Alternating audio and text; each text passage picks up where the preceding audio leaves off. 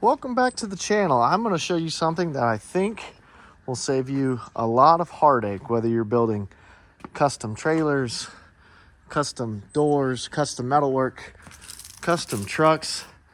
Doesn't matter. If you're dealing with any type of metal and you're building something, you're customizing something, there is not a better tool, a more life-saving tool. That sounds a little dramatic. There's not a better time-saving tool, frustration-saving tool than a Magdrill. Now, this is a cheap, certainly the cheapest Amazon Magdrill you can buy. It's a Vevor. I don't know. But let me tell you, I've had this for a while. I never planned on making a video about this, but as time has gone on, every time I grab it, I think to myself, thank God I bought this little cheap Magdrill. And let me tell you why. It doesn't matter what type of bit you have, whether it be titanium, cobalt, black oxide, whether you're using step bits, bimetal, hole bits, hole saws, not a hole saw, you know what I'm talking about, or just regular bits. If you're drilling through any type of metal, for instance, like these clearance lights on the side of my bed here, there's about 3/8 inch thick steel that goes through, and I had to perfectly space them all the way around this truck. Drilling that and getting it perfectly square, and they have to be square because these little grommets need to go in flush, otherwise it doesn't look right. And these are perfect all the way around. Any type of precision work, repetitive work, this is a lifesaver. I absolutely hate drilling holes in steel. I hate the fact that I need a pilot. Step bits. Dude, step bits are garbage. I despise these, and I've bought dozens of them. I feel like they need a 10th or 11th chance, apparently. I barely ever touch these anymore. I snap them off. When I'm drilling pilot holes, the bits snap off, and it could be user error, I suppose, but I like tools that aren't so sensitive to user error, and that's where this thing really shines. So I've made, I don't know, hundreds of holes with this already. So I'm going to show you guys some things you can do with it.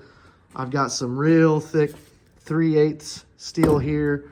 I've got an 1/8 inch square tube, which is like when we built the big fence and the gate out front. We used a lot of, similar gauge, and we were able to fabricate it and then come back after, use the mag drill to drill the holes.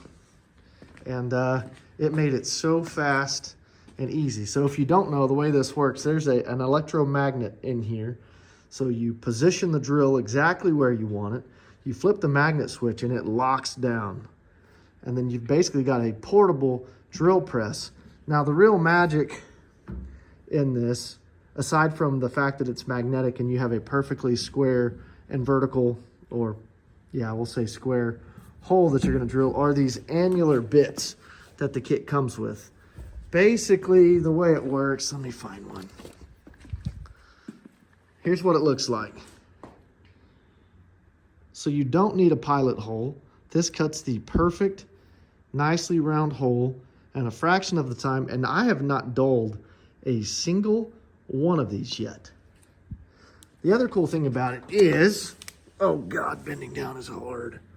It's got this little, I don't know what you call that little pointer deal. I use it as a guide. It's like, it travels back up into it so you can get your point exactly where you want it. And then that comes down over it and you drill your hole. Now, this comes with a little oil cutting reservoir. I found that to be junk.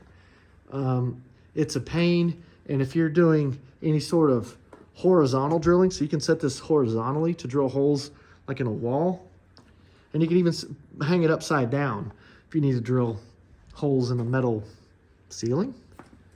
But I hated that, so I just used some 3-in-1 cutting oil, or is it 5-in-1? It's cutting fluid, and I just squirt it on there right before I make the cut, maybe a little bit more if it's a thick piece, and that works great.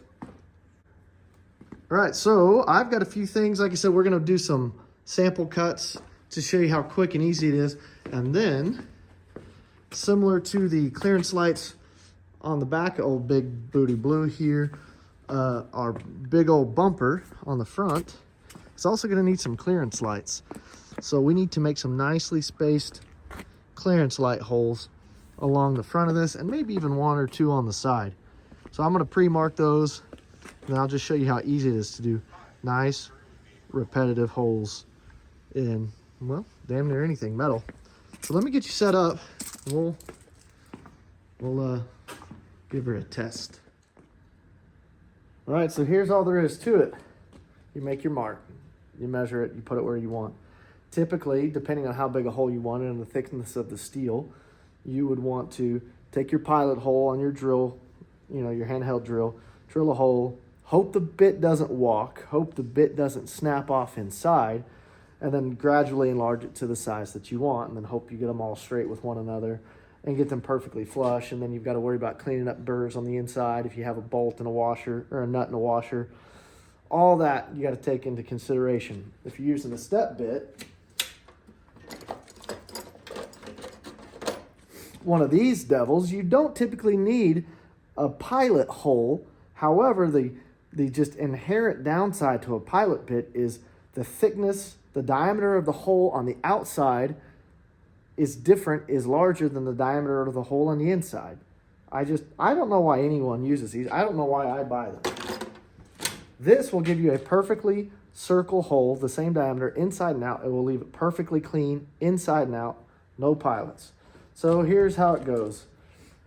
I walk it up to my mark. The only downside, this is a little heavy, so if you're doing one like overhead, it can be a trick.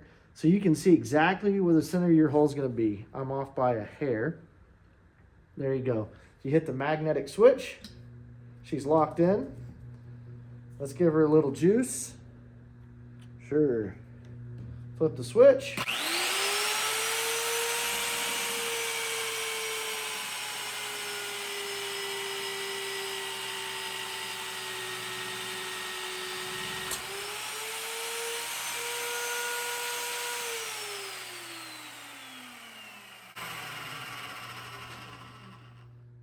Click off the magnet, and it just doesn't get cleaner, faster, or better than that. And I'd show you on the inside if I could. Oh, I do have a little burr there. I probably should have ran that up and down a couple times. But, I mean, look at that hole. I didn't speed that up. That was real time. This is 1/8 inch thick material. That's good in my book. Let's go to the big boy thick stuff. I typically don't cut holes into anything this big. This would be, in fact, this was the thickest scrap I could find. I don't know that I've even drilled a hole in metal this thick with this tool, but I have no doubt it will do it, just take a little longer. Well, I guess on the bedside it was about that thick, but it was the bedside was 2 layers. It was a 1/4 inch. I can't remember. It was pretty thick. So some people say you can't drill through 2 layers of steel, like if you have a support structure and then you have it sheeted. Some people say that you can't use this for that. You actually can. What's important in that situation is after you make the hole on the outside layer, you got to pull this back and you just flip the piece that it cuts out. I thought I had one laying around. You just flick that out and then you leave the drill where it's at, magnetized, and then you can continue right on through the material. So you can go through 2 layers of steel with this. You just have to pull that little cutout piece out before you go into the second. All right, let's go on to the thick stuff. Now, ideally, when you're cutting any metal with this, it's important that the base is as wide, or your cutting material is as wide as the base so it doesn't teeter. But I've cut really small pieces. I've even pieces that aren't as long as this is. And you can just set it up. You just put a supporter or spacer underneath there, and it'll still cut it just fine. It might look a little wobbly, but that's just because it's such a thin piece of metal. So we're pretty much lined up. This isn't for anything specific, so I'm not going to get too detailed here.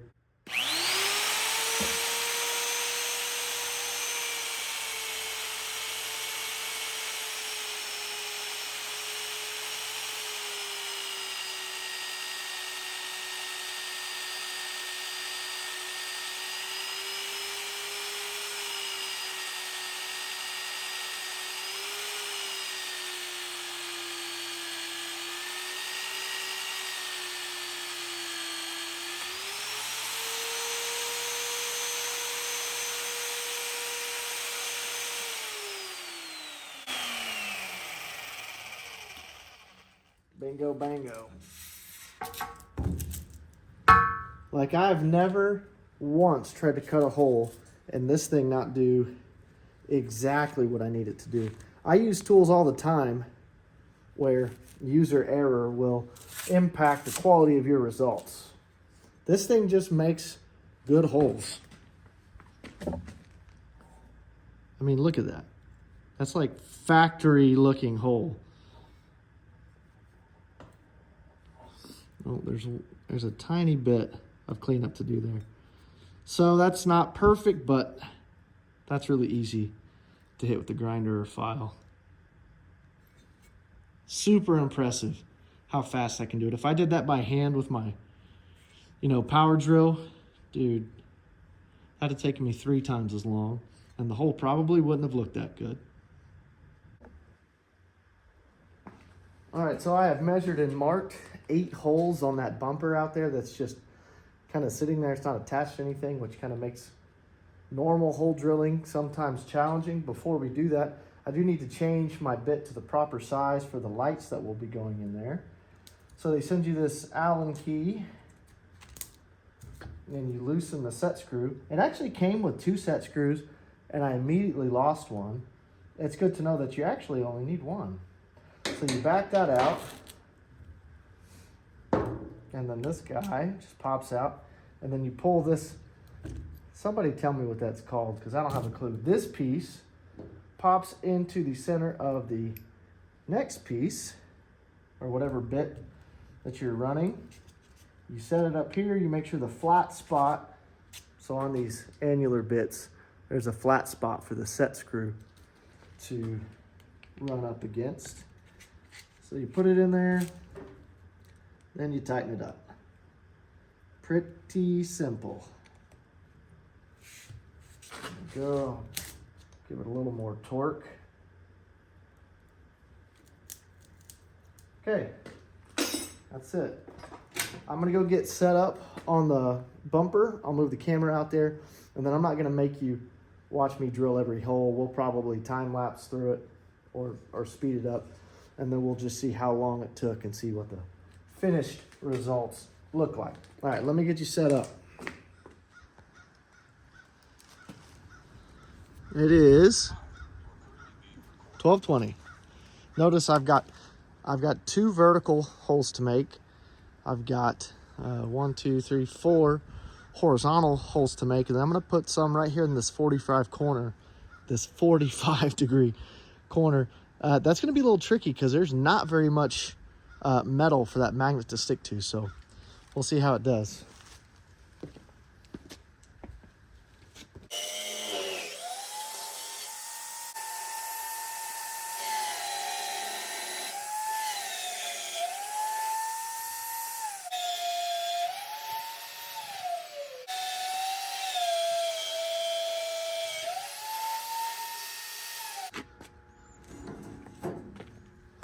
This is the thickness of what we're cutting through, by the way. That is not a thin bumper. Very, very heavy duty.